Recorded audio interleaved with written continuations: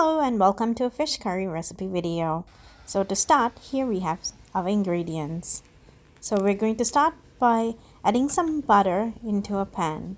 Now you can use oil as well, it's actually really up to you. I personally prefer butter.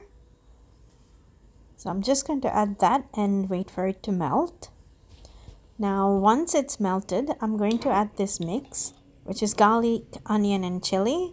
You can always chop some garlic, onion and chili, which is better. This is a shortcut I like to use because it's easy and convenient after all. But when you want to do a full version, definitely chop up some onions. It is the full recipe after all, but I prefer the quick version because it saves me heaps of time on prep. So I'm just going to saute this until it's a little bit cooked.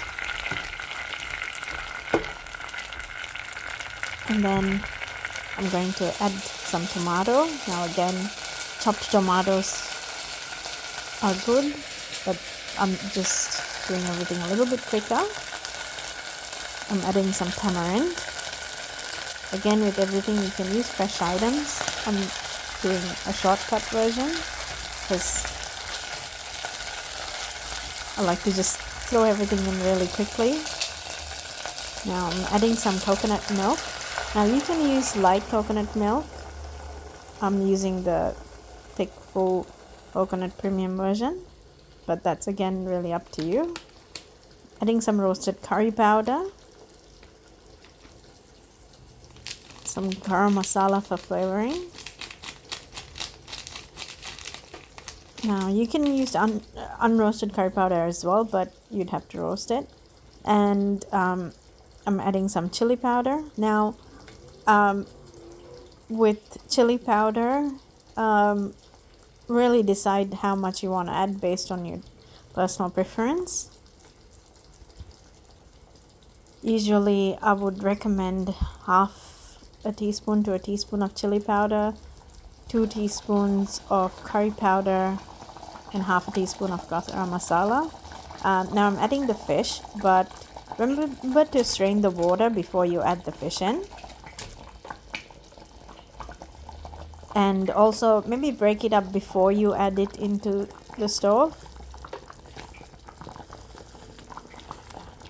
Like I mentioned before, I just like to just throw everything in and just work with it in there. So I'm just breaking it up just so that it absorbs the spices really well.